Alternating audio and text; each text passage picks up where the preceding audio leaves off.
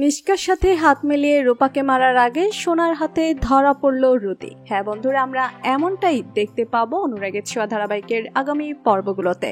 বিস্তারিত জানতে আমাদের চ্যানেলটি সাবস্ক্রাইব করে ভিডিওটি না টেনে শেষ পর্যন্ত দেখতে থাকুন। রুদির কবল থেকে প্রাণে বেঁচে ফিরলেও পুলিশের সামনে মুখ খোলে না সোনা। সোনা সবটাই আড়াল করে যায় এবং রুদির ওই ফাঁদে পড়ে রুদির কথাগুলো বিশ্বাস করে নেয়। মায়ের উপর জেদ করেই সোনা ভাবতে থাকে যে রুদি তাকে অনেক ভালোবাসে, কিন্তু রুদির আসল চেহারাটা সোনার অজানাই থেকে যায়। অপরদিকে সোনা রুদিকে বিশ্বাস করলে রুদিকে একেবারেই বিশ্বাস করে না দীপা। রূপা ও দীপা এরা সবাই খুব ভালো করে বুঝতে পারে যে রূপা অত্যাধিক চালাক এবং দীপা রূপাকে আগে শেষ করতে হবে। এই সেনগুপ্ত পরিবারকে শেষ করতে গেলে তাকে আগে দীপা এবং রূপাকে শেষ করতে হবে। সবাই যখন ঘুমিয়ে পড়ে রুদি মিশকার প্ল্যান অনুসারে মিশকাকে সাথে করে রূপা যখন একলা নিজের ঘরে থাকে তখন চুপি চুপি রূপার ঘরে যায় ওই রুদি। রুদির হাতে তখন একটা ছুরিও থাকে। হঠাৎ সোনার ঘুম ভেঙেছে এবং সোনা এত রাতে রুদির সাথে মিশকাকে দেখে চমকে যায়।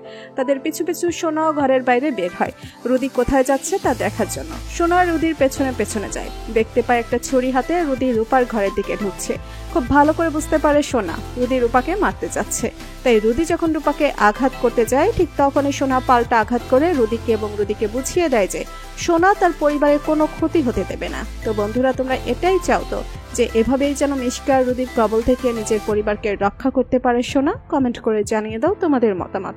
আর আমাদের চ্যানেলে নতুন হয়ে থাকলে চ্যানেলটি সাবস্ক্রাইব করে রাখুন যেন অনুরাগের ছোঁয়া ধারাবাহিকের আগামী পর্বের আপডেট ভিডিও সবার আগে পৌঁছে যায় আপনাদের কাছে। ধন্যবাদ সবাইকে।